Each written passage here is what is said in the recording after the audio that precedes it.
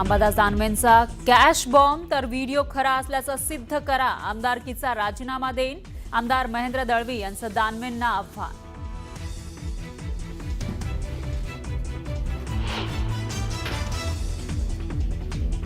दानवेंनी tweet केलेल्या व्हिडिओवरून आमदार महेंद्र थोरवे यांचं तटकरेंकडे बोट, घरात शत्रू पाळल्याची थोरवेंची टीका, तर तटकरेंनी आरोप फेटाळले.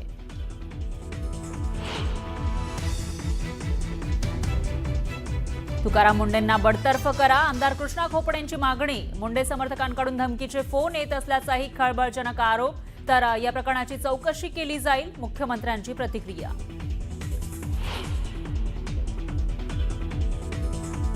उद्धव ठाकरेंनी जिल्हा संपर्क प्रमुखांची घेतली बैठक. बैठकीला जिल्हा संपर्क प्रमुख होते उपस्थित. जिल्हा परिषद पालिका निवडणुकीच्या पार्श्वभूमीवर चर्चा.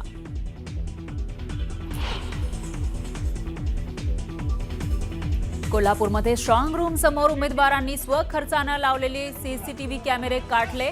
कॅमेरे काढल्यानं उमेदवार कार्यकर्ते आक्रमक. पेठवडगावमध्ये तणाव.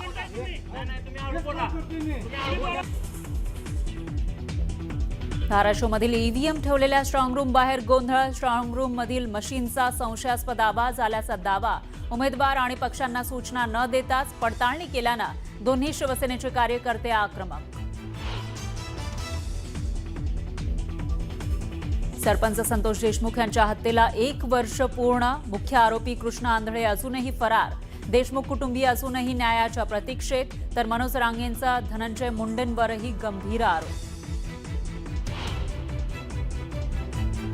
आणि ज्येष्ठ समाजसेवक बाबा आढाव यांना शासकीय मानवंदना. श्रमिकांच्या न्यायासाठी लढणाऱ्या नेत्याला अखेरचा निरोप.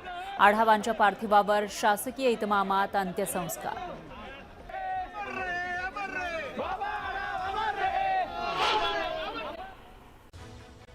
साखर कारखाने सुरू होऊन 39 दिवस झाले तरीही पहिली उचल किती मिळणार याबाबत अद्याप स्पष्टता नाहीये. नियमानुसार ऊस तोडल्यानंतर 14 दिवसात शेतकऱ्याच्या खात्यामध्ये पहिली उचल जमा झाली पाहिजे. विलंब झाल्यास 15% व्याजासह भरपाई देण्याचा नियम आहे. पण अद्याप पहिली उचल न मिळाल्यानं राजू शेट्टी आक्रमक झाले. कारखानदारांचा माज उतरवायला वेळ लागणार नाही असा इशारा त्यांनी दिला.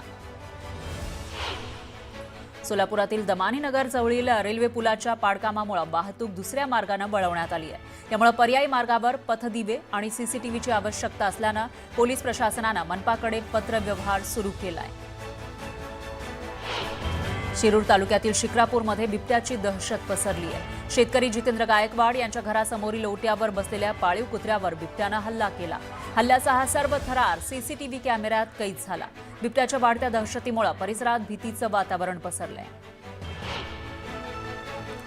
राज्यभरात बिबट्याच्या हल्ल्याचे प्रकार दिवसेंदिवस वाढतायत. रायगडच्या नावागावमध्ये देखील बिबट्यानं एका तरुणावर हल्ला केला, ज्यामध्ये तरुण थोडक्यात बचावला. तर नावागावमधील खालची आळी भागामध्ये बिबट्यानं तरुणावर हल्ला केल्यानंतर नागावमधील परिसरामध्ये भीतीचं वातावरण पसरल्याचं दिसतंय. तर बिबट्याचा बंदोबस्त करण्याची मागणी केली जाते. आंतरराष्ट्रीय पुणे सायकल मॅरेथॉन स्पर्धेच्या कामाला वेग आला आहे. कोट्यावधी रुपये खर्च करून रस्ते दुरुस्तीची कामं सुरू आहेत. 19 जानेवारीपासून ही आंतरराष्ट्रीय मॅरेथॉन सुरू होणार आहे. जळगावच्या भडगाव तालुक्यातील कोठली गावच्या रस्त्याची अत्यंत खराब अवस्था झाली आहे. वाळूच्या अवजड वाहनांमुळे रस्त्याची अक्षरशः चाळण झाली आहे. वाहनधारकांना या खड्डेमय रस्त्यावरून जाताना तारेवरची कसरत करावी लागते. त्यामुळे कोठली परिसरातील अवैध वाळू उपसा आणि अवजड वाहतूक यामुळेच रस्ता पूर्णपणे खराब झाल्याची तक्रार नागरिकांनी केली. भंडारा जिल्ह्यामध्ये अ वर्गाच्या 22 तर ब वर्गाच्या 237 धान खरेदी संस्थांच्या माध्यमातून खरेदी केली जाते. दरम्यान 50 लाख अनामत रक्कम भरण्याबाबतचा नवा नियम जारी करण्यात आल्यानं मार्केटिंग फेडरेशननं याचा निषेध नोंदवलाय. अन्यायकारक अट रद्द करावी अशी मागणी मार्केटिंग फेडरेशननं केली. नागपूर आयुक्त कार्यालयातील महसूल अप्पर आयुक्त राजेश खवले यांनी मी माझ्या पगारावर समाधानी आहे अशी नेमप्लेट लावली आहे. सरकारी कामं करताना अनेक जणांकडून अधिकाऱ्यांना लाच देण्याचा प्रयत्न केला जातो. वेगवेगळ्या पद्धतीनं अधिकाऱ्यांवर दबाव आणण्याचाही प्रयत्न होतो. त्यामुळे खबरदारी घेतल्याचं राजेश खवलेंनी स्पष्ट केलं.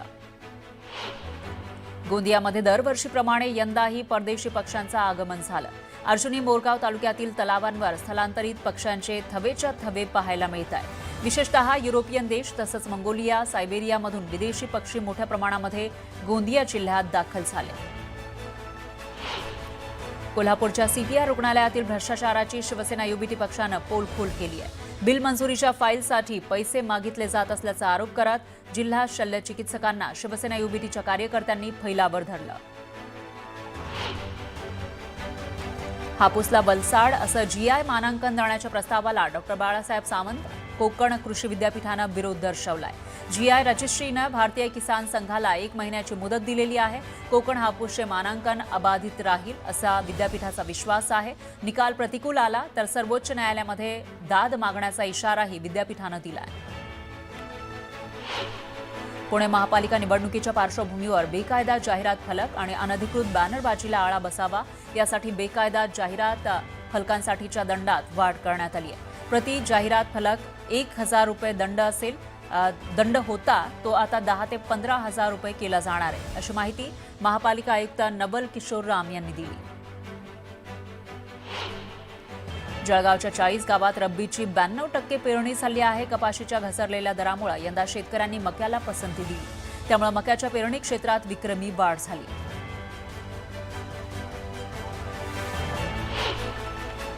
बदलत्या वातावरणाचा फटका कांद्यालाही बसतोय। लासलगाव, मनमाडसह नाशिक जिल्ह्यातील हजारो शेतकऱ्यांनी चाळी साठवून ठेवलेल्या कांद्याला कोंब फुटू लागले, त्यामुळे कांदा उकिरड्यावर फेकून देण्याची वेळ शेतकऱ्यांवर आली आहे। दरम्यान कांद्याला प्रति क्विंटल 1,000 ते 1,200 रुपये अनुदान द्यावं अशी मागणी कांदा उत्पादक शेतकऱ्यांनी केली। जळगावमध्ये केळी उत्पादक शेतकरी आर्थिक संकटात सापडलाय। गेल्या 2 महिन्यांपासून घसरलेल्या केळीच्या दरांमुळे शेतकऱ्यांचं मोठं नुकसान होत आहे। दरम्यान उत्पादन खर्चही निघत नसल्यानं बळीराजा हवालदिल झालाय। नाफेडकडून सोयाबीन खरेदी सुरू आहे। सोयाबीनला 5,335 रुपये प्रति क्विंटल इतका दर मिळतोय।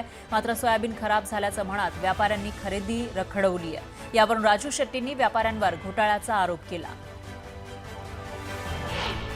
जळगाव जिल्ह्यामध्ये रात्रीचा पारा 9.4 अंश सेल्सिअस पर्यंत खाली आला, त्यामुळे गेल्या 2 दिवसांपासून वातावरणात गारवा जाणवतोय। हवामान विभागानं पुढील 15 दिवस रात्रीचं तापमान हे 8 ते 12 अंशांदरम्यान राहील अशी शक्यता वर्तवली आहे।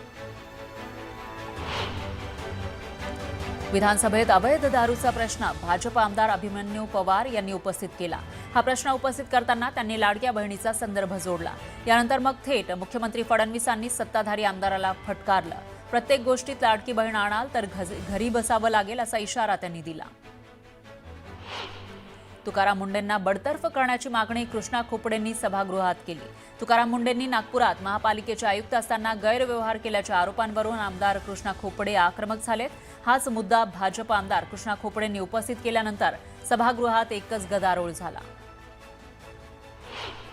अधिवेशनाच्या दुसऱ्या दिवशी शेतकरी कर्जमाफीच्या मुद्द्यासह इतर मागण्यांसाठी विरोधक आक्रमक झाल्याचं दिसून आलं। विधानभवनाच्या पाऱ्यांवर आंदोलन करत सरकारचा निषेध करण्यात आला। दरम्यान शेतकऱ्यांसाठी सरकारकडे पैसा नाही, कर्जमाफीच्या निव्वळ भूलथापा असल्याचा आरोप विरोधकांनी केला। फलटणमधील महिला डॉक्टर प्रकरणाचा मुद्दा विधानसभेत चर्चेत आला। आरोपी बदनेनं शारीरिक शोषण केल्याचं समोर आलंय अशी माहिती मुख्यमंत्री फडणवीसांनी विधानसभेत दिली।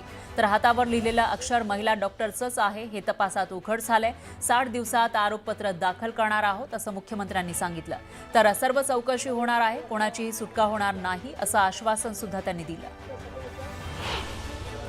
ठाकरेंच्या शिवसेनेचे नेते अंबादास दानवेंनी एक व्हिडिओ ट्विट करून खळबळ उडवून दिली। अंबादास दानवेंनी ट्विट केलेल्या व्हिडिओमध्ये एक व्यक्ती व्हिडिओ कॉलवर पैशांची बंडलं मोजताना दिसतोय, तर त्याच व्हिडिओमध्ये आमदार महेंद्र दळवी हे व्हिडिओ कॉलवर दिसताय। त्यामुळे आता पैशांच्या बंडलासह आमदार काय करतायत असा सवाल विचारण्यात आला। अंबादास दानवे ब्लॅकमेल करत असल्याचं म्हणत महेंद्र दळवींनी आरोप फेटाळले। संपूर्ण व्हिडिओ दाखवा आणि पुरावा दाखवा, माझा यामध्ये काहीही संबंध नाही अशा शब्दात महेंद्र दळवींकडून कथित आरोपांचं खंडन करण्यात आलं। अंबादास दानवेंनंतर मनसेनंही कॅश बॉम्ब फोडला। पीडब्ल्यूडी अधिकाऱ्याचा लाच घेतानाचा व्हिडिओ मनसेकडून दाखवण्यात आला। वर्क ऑर्डरसाठी पैशांची मागणी होत असल्याचा आरोप देशपांडेंनी केला। तर पीडब्ल्यूडी खात्यामध्ये मोठा भ्रष्टाचार होत असल्याचा आरोपही संदीप देशपांडेंनी केला।